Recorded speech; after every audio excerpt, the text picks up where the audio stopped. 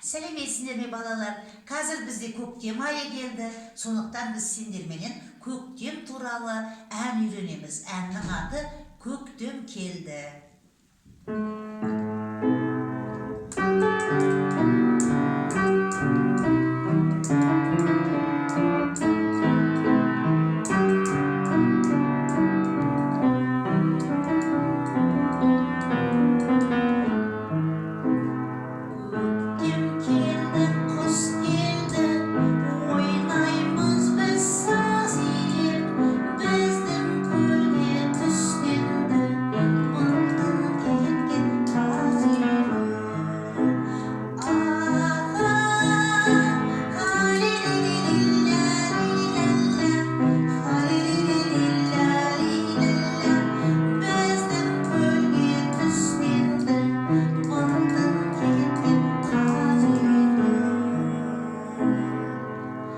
Әзірге осы әннің бірінші шумағын үйренеміз.